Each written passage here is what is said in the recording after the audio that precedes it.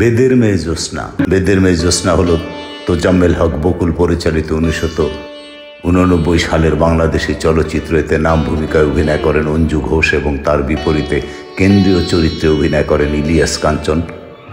এটি বাংলাদেশের চলচ্চিত্র ইতিহাসের সর্বোচ্চ ব্যবসা সফল ছায়াছবি। চলচ্চিত্রটির সফলতার ধারাবাহিকতায় ভারতের পশ্চিমবঙ্গেও পুনর্নির্মাণ করে মুক্তি দেওয়া হয়। মূল ভূমিকায় অভিনয় করেছিলেন অঞ্জু ঘোষ এবং চিরঞ্জিত। কাহিনী সংক্ষেপ: বঙ্গরাজের এক পরগনার কাজী সাহেবের অর্থাৎ প্রবীর মিত্র একমাত্র 10 বছরের মেয়ে জ্যোৎস্নাকে সাপে কাটে। তাকে বাঁচানোর জন্য সকল চেষ্টা ব্যর্থ হলে কলার ভেলায় একটি চিঠি দিয়ে ভাসিয়ে দেয়া হয় নদীতে। ভাসতে ভাসতে সেই ভেলা নদীর তীরের একটি বেদে বহরের কাছে এসে থামে। বেদে বহরের নিঃসন্তান বেদে সর্দার সাইফুদ্দিন তাকে ভালো করে তোলে এবং জ্যোৎস্না নামেই নিজের নাতনির মতো একজন পেশাদার বেদেনী হিসেবে গড়ে তোলে। জ্যোৎস্না অর্থাৎ অঞ্জু ঘোষ একদিন রাজবাড়ি থেকে সাপ খেলা দেখিয়ে ফেরার পথে বঙ্গরাজের উজির পুত্র মোবারক নাসির খান উজির কন্যা তারাবানুকে ফারজানা ববি পুত্রবধূ করে আনোয়ারের উপর রাজ্যের সমস্ত দায়িত্ব অর্পণ করবেন। ঠিক এমন সময় আনোয়ারকে একটি সাপে কাটে, আর তাকে এমন সাপেই কেটেছে যার বিষ নামাতে কোনো ওঝাই রাজি হলো না। যখন প্রায় সকল প্রচেষ্টা ব্যর্থ, তখনই সেনাপতি পুত্র রাজ্জাক মিঠুন জ্যোৎস্নাকে সাথে নিয়ে আসে। জ্যোৎস্না তার নিজের জীবন বাজি রেখে আনোয়ারকে সুস্থ করে তোলে। এর আগে বঙ্গরাজ প্রতিশ্রুতি দেয়, জ্যোৎস্না আনোয়ারকে সুস্থ করতে পারলে সে যা চাইবে রাজা রাজসভায় সবার সামনে খুশি হয়ে তাকে তাই দিবেন।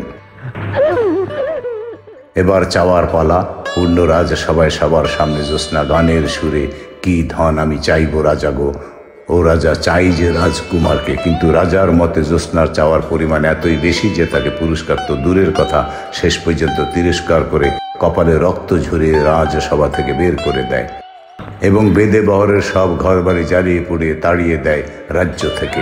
এদিকে আনোয়ার এই ঘটনা মায়ের কাছে জানতে পেরে জ্যোৎস্নাকে খুঁজতে বেরিয়ে যায়। খুঁজে পেয়ে জ্যোৎস্নাকে বিয়ে করে নিয়ে আসে প্রাসাদে। পিতা বঙ্গরাজের কথা অমান্য করে জ্যোৎস্নাকে বিয়ে করার অপরাধে বঙ্গরাজপুত্র আনোয়ারের মৃত্যুদণ্ড দেন ও পুত্রবধূ জ্যোৎস্নাকে পাঠান বনবাসে। রানীমা নিজ কৌশলে জল্লাদের হাত থেকে পুত্র আনোয়ার ও পুত্রবধূ জ্যোৎস্নাকে বাঁচিয়ে দুজনকে একসাথে বনবাসে পাঠিয়ে দেন। জ্যোৎস্নার অর্জিত অর্থে খাবার খেতে চায় না আনোয়ার। সে চায় নিজে কোনো কাজ করবে এবং সে অর্থেই সংসার চলবে এবং রাজপুত্র হয়ে গেল কাঠুরিয়া। দুজনের দিন ভালোই যাচ্ছিল। হঠাৎ একদিন নরসুন্দরের বেশে আগমন ঘটল উজির পুত্র মোবারকের। সে ওই এলাকার জমিদার বাড়িতে আশ্রয় নিয়েছে। মোবারক আনোয়ার ও জ্যোৎস্নাকে চিনতে পেরে মনে মনে ফোন দিয়ে আটতে থাকে এবং জমিদার বাড়িতে গিয়ে রাতের আধারে কিছু অর্থ ও অলঙ্কার চুরি করে জমিদারের একজন প্রহরীকে হত্যা করেন। তারপর চুরি করা জিনিসপত্র আনোয়ার ও জ্যোৎস্নার ঘরের পাশে কাঠের স্তূপের মধ্যে রেখে আসে। জমিদারের প্রহরী খুন হয়। জোর তালাশ কে হত্যা করলো তার প্রহরীকে খুঁজতে পাঠালো সব লোক। মোবারক সরাসরি তাদের জানায় এই জঙ্গলে এক টাগরা জোয়ান স্ত্রী সহ বসবাস করে। জ্যোৎস্না গেছে ধর্মপিতার কাজী সাহেবের কাছে, আর এমন সময় জমিদারের প্রহরীরা আনোয়ারকে ধরে নিয়ে যায়। যখন সে জমিদারের প্রশ্নের মুখে, তখনই মোবারক রক্তমাখা খঞ্জর আর চুরি খাওয়া জিনিসপত্র নিয়ে আসে। ফলে বন্দী হয় আনোয়ার, আর জ্যোৎস্না আনোয়ারকে খুঁজে হয়রান। এমন সময় মোবারক তার লালসার শিকার বানাতে চায় তাকে। জ্যোৎস্না মোবারকের মুখে জ্বলন্ত আগুনের ফুলকি চেপে ধরে পালিয়ে যায়। এদিকে বঙ্গরাজ যখন পুত্র শোকে কাতর, তখন সেনাপতি পুত্র রাজ্জাকের অক্লান্ত পরিশ্রম আর নিষ্ঠা রাজার মন জয় করলে রাজা তার রাজ্যের সমস্ত দায়িত্ব তুলে দেন রাজ্জাকের হাতে। রানীমা গোপনে রাজ্জাককে জানায় রাজকুমার আনোয়ার এখনো বেঁচে আছে। খুশি হয় রাজ্জাক। এদিকে রাজ্জাকের হাতে রাজ্যের দায়িত্ব তুলে দেয় লোভী উজির তার কন্যা তার বানুকে রাজ্জাকের সাথে বন্ধুত্ব করতে বলে, কিন্তু তারা ক্ষোভে দুঃখে আত্মহত্যা করতে গেলে রাজ্জাক তাকে বাঁচায় এবং জানায় রাজকুমার আনোয়ার এখনো বেঁচে আছে। ঘটনাচক্রে প্রেম হয়ে যায় ওদের।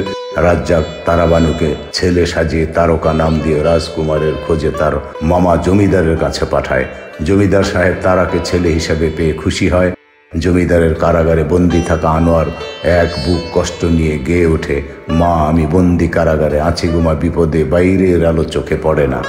বন্ধুরা, এই গানটি সম্পর্কে বলবো। এই গানটি হচ্ছে আমার এক ঘনিষ্ঠ বন্ধু মুজিব পরদেশী, আমার এক সহশিল্পী গাওয়া এ গান আপনারা শুনেছেন। যুগ যুগ ধরে সুপারহিট গান ছিল আমি বন্দি কারাগারে। গান শুনে তারা বেরিয়ে কারাগারের কাছে এসে রাজকুমারকে বন্দি থাকতে দেখে কষ্টে বুক ভেঙে যায় তার। সে মহারাজকে জানাতে চাইলে আনোয়ার বাধা দিয়ে বলে, আগে আমার জ্যোৎস্নাকে খুঁজে বের করো। শুরু হয় আনোয়ারের অপরাধের বিচার কার্য। বিচারক কাজী সাহেব আনোয়ারকে হত্যার অপরাধে মৃত্যুদণ্ড প্রদান করলে চিৎকার দিয়ে দৌড়ে আসে তার ধর্ম মেয়ে জ্যোৎস্না। অনুনয় বিনয় করে স্বামীকে ছেড়ে দিতে কাজী সাহেব জ্যোৎস্নাকে বলেন, মা, এটা বিচারালয়, আর বিচারালয়ের বিচার কার্য কোনো আবেগের কথা গ্রহণযোগ্য না। তারা এক পর্যায়ে উত্তেজিত হয়ে রাজকুমার সম্বোধন করলে কাজী সাহেব জানতে চায়, কে রাজকুমার? আনোয়ার, বঙ্গরাজের পুত্র। শুনে বিশ্বাস করেন না তিনি। এদিকে তারার পাঠানো বার্তায় রাজ্জাকের মাধ্যমে বঙ্গরাজ তার পুত্র আনোয়ার বেঁচে আছে এবং তারই রাজ্যের অধীন একটি পরগনার জমিদারের কারাগারে হত্যার দায়ে বন্দী জানতে পেরে সঙ্গে সঙ্গে রওনা দেন সেখানকার উদ্দেশ্যে। সেখানে পৌঁছেই পুত্রকে বিচারালয়ে দেখে বুকে জড়িয়ে নেন তিনি এবং শ্যালক কাজী সাহেবকে নির্দেশ দেন রাজকুমারকে মুক্তি দেওয়ার জন্য। কিন্তু বিচারক জানিয়ে দেন রাজকুমার যে নির্দোষ এটা প্রমাণ করতে না পারলে মুক্তি দেবেন না রাজকুমারকে, এবং এটাই তার চূড়ান্ত সিদ্ধান্ত। এমন সময় রাজ্জাক উজির পুত্র মোবারককে ধরে নিয়ে আসে এবং সে সব দোষ স্বীকার করে নেয়। বিচারালয়ে হাজির জ্যোৎস্নার দাদা দাদি জ্যোৎস্না কাজী সাহেবকে বাবা বলে ডাকলে তার পালনকারী দাদা দাদি বলে, বাবা এলো কোথা থেকে? আমরা তো তোকে সাপে কাটা অবস্থায় নদীতে একটি কলার ভেলায় ভাসানো অবস্থায় পেয়েছিলাম। শুনে চমকে ওঠে কাজী সাহেব, জানতে চায় তখনকার কোনো চিহ্ন আছে কিনা। ওনারা একটা চিঠি বের করে দেন তার হাতে। কাজী সাহেব চিঠি দেখে চিনতে পারে জ্যোৎস্না তার কলার ভেলায় ভাসিয়ে দেওয়া মেয়ে। এরপর সবার মিলনে ইতি ঘটে চলচ্চিত্রটির। বন্ধুরা, ছবিটিতে অভিনয় করেছিলেন ইলিয়াস কাঞ্চন আনোয়ার হিসেবে, অঞ্জু ঘোষ জ্যোৎস্না হিসেবে, মিঠুন রাজ্জাক, ফারজানা ববি তারা, সাইফুদ্দিন বেদে সর্দার, নাসির খান মোবারক, শওকত আকবর বঙ্গরাজ, প্রবীর মিত্র কাজী সাহেব অর্থাৎ বিচারক, রওশন জামিল জ্যোৎস্নার দাদি, দিলদার মণি, আব্বাস জমিদার, সুষমা মায়া চৌধুরী, মঞ্জুর এলাহি নাদের, গোলাম শরীফ খান, ফজল রহমান। সঙ্গীত বেদের মেয়ে জ্যোৎস্না চলচ্চিত্রের সঙ্গীত পরিচালনা করেন আবু তাহের। এই চলচ্চিত্রে 11টি গান রয়েছে। এই 11টি গানের মধ্যে 10টি গানের গীত রচনা করেছেন ছবির পরিচালক তোজাম্মেল হক বকুল। এই চলচ্চিত্রের গানের অডিও ক্যাসেট মুক্তির পর 1 মাসের মধ্যে 1 লাখ কপি বিক্রি হয়েছিল। ছবির বেদের মেয়ে জ্যোৎস্নামায় কথা দিয়েছে গানটি বিপুল জনপ্রিয়তা লাভ করে।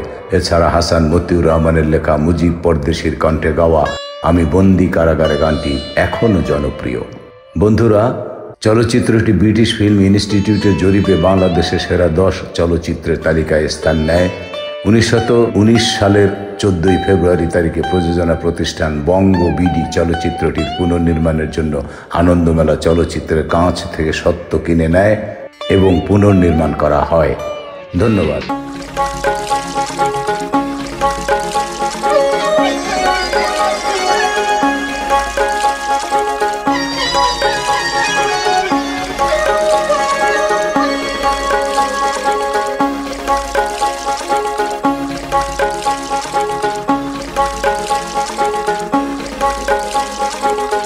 বেদের মেয়ে জ্যোৎস্না।